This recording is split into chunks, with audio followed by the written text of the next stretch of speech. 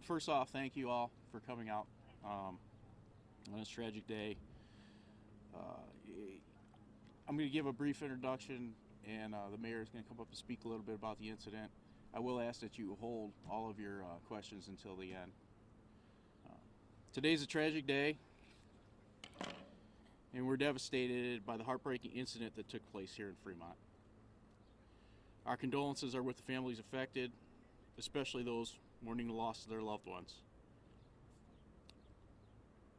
We are thinking about and praying for the toddler who was life-flighted to St. Vincent's Medical Center, as well as for the toddler that we're currently searching for.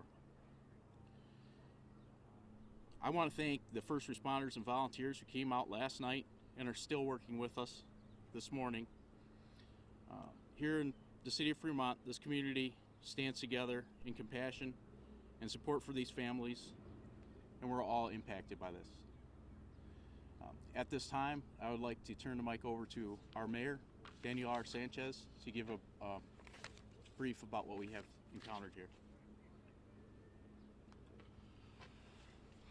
Good morning, everyone. My name is Danny Sanchez. I'm the mayor here in the city of Fremont. First and foremost, today we are focused on the recovery efforts of a 5-year-old child who is still missing in the Sandusky River. Our hearts go out to the family and to all those who have been affected by this tragedy. What started off as a daily fishing trip here in Fremont, Ohio, has ended in tragedy. Behind me, you see many first responders, local officials, and state officials who have been here throughout the night and throughout the morning, making sure that we utilize every local, state, and federal resource that we have available to focus on the recovery of this 5-year-old missing child. Our number one goal as a community today should be to pray for the catastrophic loss that this family has been endured with. Pray for our first responders and all of those who have worked throughout the night and throughout the day and are actively working to recover this 5-year-old child. Are there any questions for me? Do we know the relationship between the kids and the two women that weren't killed yet? We believe that the two women that were killed were mother and daughter, the deceased, and the two children. We believe the mother who is deceased was the mom of those two children. First off, thank you for doing this, Mr. Mayor. Right now, we just have the 4 people that were involved, no more than 4. We believe there were only 4 people involved. Mayor, nice job last night, by the way. I appreciate it. Thank you. We know that the 5-year-old's a girl. The toddler, do we have an exact age on that toddler and also a sex? I believe a 14-month-old female. Okay. And any identification of the family or maybe? That information will be given out to you after this press conference with the names of the victims in this case. You just talk about the challenge of recovering this 5-year-old right now with the conditions of the river and people fishing and everything that's going on right now? What you see behind me, we have many state and federal local officials. All of our resources are currently out in the Sandusky River. Obviously, it's been challenging throughout the night. It was very dark last night.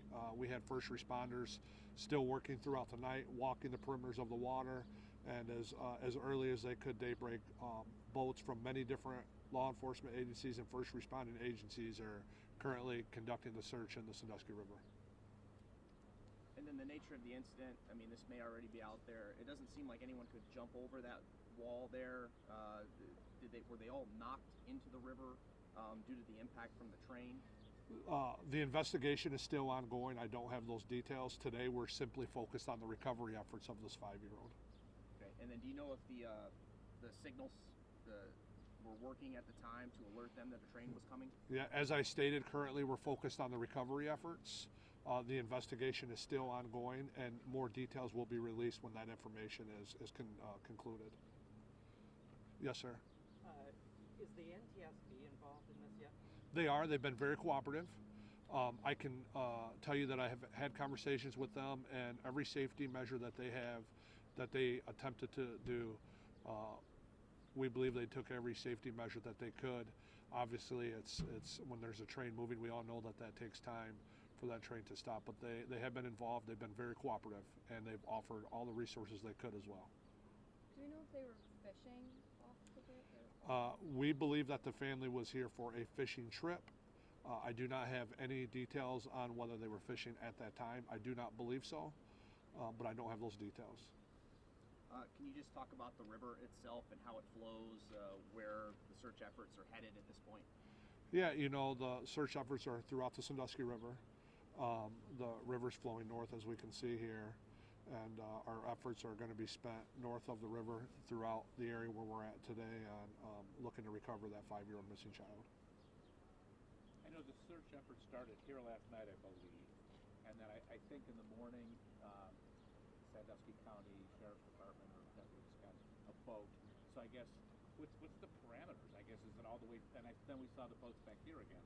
So tell me, I guess where you're looking, how big a plot of how big a stretch of river is it? Yeah, I will ask the fire chief who's here with us today. He is the incident command officer on scene, and he can take it over from here and answer any questions that you guys may have. Are there any more questions for me at this time?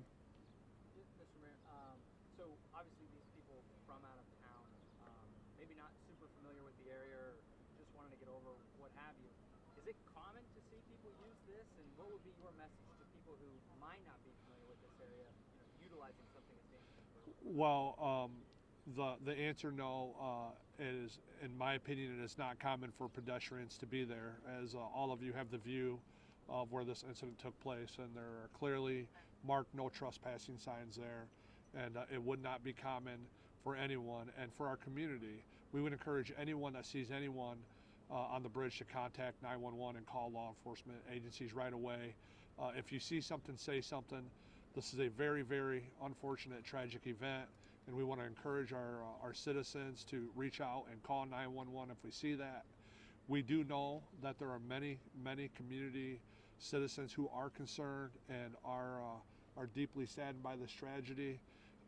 Although these folks are not from Fremont, we welcome everyone to our community, and when you are here, we want to treat people like family, and it's very unfortunate with this tragedy, and our community is very greatly concerned. I've had many, many people reach out already.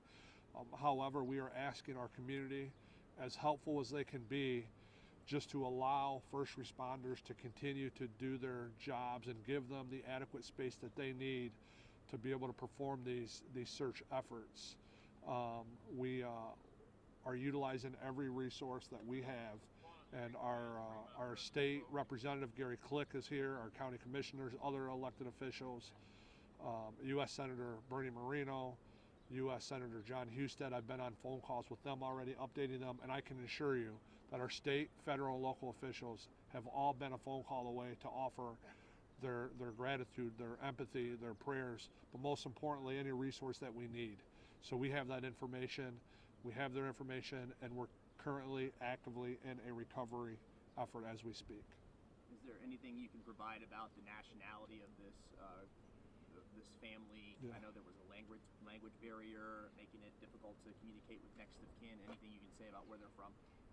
I don't have any of those details of where they're from. I believe they are from Fort Wayne, Indiana, and there were English-speaking folks who were here and we're able to communicate with our law enforcement, and our local law enforcement agency is in contact and has the contact information for family members. The two women and the toddler, they were pulled from the river or on the tracks? I don't have those details right now as that investigation is ongoing. I can tell you that there is a 14-month-old child who is currently hospitalized, and I do not have the medical condition of that child, and we are in the recovery efforts for a 5-year-old missing female. Was there any thoughts about, I know there's fishermen in the water, that you would allow them, or that maybe prohibit them from fishing today, to maybe perhaps hindering your efforts, or are they not going to factor into the recovery?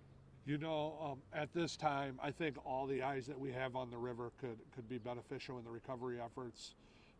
Obviously, if we believe, or if first responders believe that there is any person out there that may jeopardize the recovery efforts, they will take whatever measures they need to address that issue, but I am not aware at this time that that's been needed.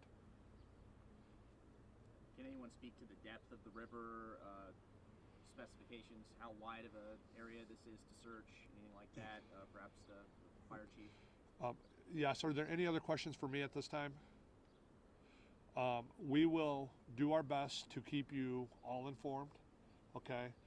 At this current time, we do not have a time for another press release. We will do our best to keep the public informed. We worked throughout the night hours. I believe I was out to maybe 1:30, 2 a.m. this morning, and we were up at it first thing. I can assure all of you that our community offers our prayers and our condolences to the family. And I want to thank our residents and our community for coming together. All of these folks aren't from our community. I'd like to thank our community for coming together during this tragic time. Thank you. I'll turn it over to the fire chief. Good morning, Paul Hallbeisen, Fremont Fire Chief. So reference some of your questions, we have multiple agencies working with us, utilizing some of the highest technology that we have available to us in terms of side scan sonar, things of that nature. Toledo Fire, ODNR, multiple other fire jurisdictions are assisting with the search. As far as range, starting obviously here at the beginning of the incident, and as far out as the Sandusky Bay. So we even have Sandusky Fire Police assisting us as well, coming from that direction. So it's a broad spectrum search area, but we are with the resources that we currently have and we're utilizing, we're pretty confident that we can cover that area. It's just a matter of time. How long is that stretch? As far as river miles, do you know? It's tough because how the river winds. It's not a bird shot, so I do not have that information at this time. How far to Sandusky Bay as the crow flies? That I don't know either. Do you have any idea? I couldn't tell you. I apologize. Miles maybe? Or Oh yeah, so, yeah, like 4 or 5 miles or? more than that. Okay, good. So. The depth of the river, I see people standing in it, obviously. Does it get deeper at certain points? There's the Sandusky River. There's a lot of variation, and up here it's very shallow. When you get past Brady's Island down here, it gets significantly deeper. It maintains that depth for a while, but there are channels within it and things of that nature that need to be navigated. So it's tricky, but we have the capabilities. So. When was the last time you had a water rescue here at Fremont? I'm not sure, but let's focus on what we're here for today. In regards to the child that we're looking for. So, is there any other questions in regards to why we're here today? Just anything about the difficulty of the nature of finding this child. Obviously, she's small, and there's a lot of things in this river, I assume. There's significant difficulty with any river rescue, and we're navigating those challenges at this time. So, anything else? Thank you. Were witnesses able to provide any kind of description of the child, what the child was wearing? It's under investigation at this point, and when we get further information, we'll let you know. All right. Oh, thank you, Chief. I appreciate it. Thank you very much, ladies and gentlemen.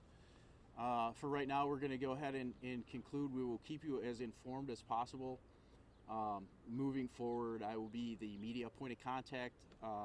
After we're off camera, I have cards and stuff that I can give you. So moving forward, contact me with any questions or inquiries, and we'll do our best. Thank you.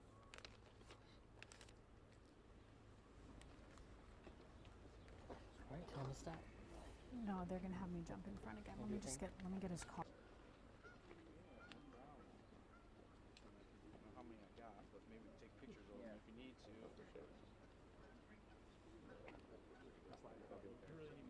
No, you got your but Come on, you got Tom. your, I brought you dinner last night. you got your cell phone.